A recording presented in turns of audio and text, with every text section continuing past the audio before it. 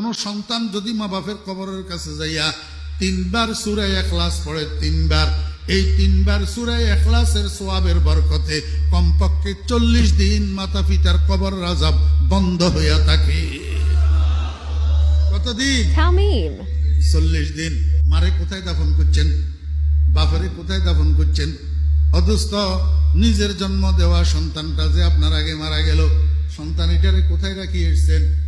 প্রতি সপ্তাহে প্রতিদিন না পারলে অন্তত শুক্রবারে কবরস্থানে যাবেন। যাইয়া সর্বপ্রথম কবর জিয়ারতের দোয়া পড়বেন না, প্রথমে কিছুক্ষণ কবরের দিকে তাকাই থাকবেন। তাকাই নিজের মনের তশকিল করবেন, ও মন, আজকে তোর আব্বা, তোর মা, তোর ভাই, তোর বন্ধু, তোর ছেলে, তোর বিবি আজকে এই 3.5 হাত মাটির নিচে শুয়া রইছে। এত কাছে হওয়া সত্ত্বেও তুই কোনো খবর নিতে পারতেছিস না, সুখে আছে না দুঃখে আছে জানিস না। ও মন, আগামীকাল তোর মৃত্যু হলে, তুই মরে গেলে তোরও তো এরকম 3.5 হাত মাটির নিচে ঢুকাইয়া দিবে।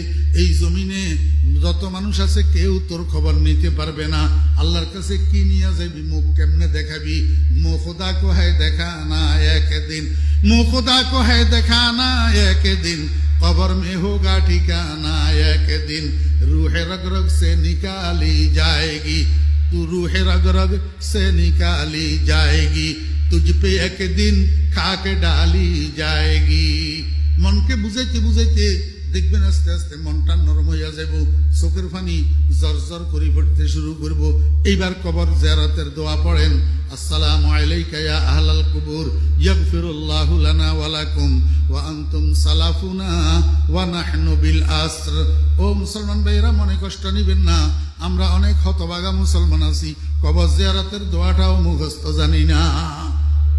ওলামায়ে কেরামদের থেকে, ইমাম সাহেব হুজুরের থেকে, মুয়াজ্জিন সাহেব হুজুরের থেকে, মাদ্রাসার মুদাররিস ওলামায়ে কেরামের থেকে, মাদ্রাসার ছাত্রদের থেকে বাংলা উচ্চারণে লিখে নেবেন, লিখে এটারে মুখস্থ করবেন।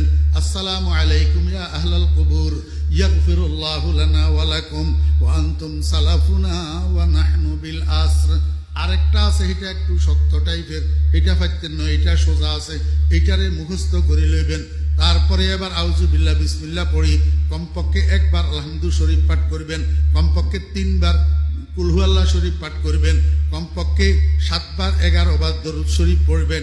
এবার আল্লাহর কাছে মনে মনে দোয়া করবেন, হে আল্লাহ, আমি যে তোমার কোরআন তেলাওয়াত করলাম, আমি যে সূরা ফাতিহা পড়লাম, সূরা ইখলাস পড়লাম, দরুদ শরীফ পড়লাম, এগুলার সওয়াব দয়া করে আমার আব্বার রূহের উপরে পৌঁছাইয়া দাও, আমার মায়ের রূহের উপরে পৌঁছাইয়া দাও। ও বেরা, দোস্ত, বাবেরা, কোন সন্তান যদি মা বাপের কবরের কাছে যাইয়া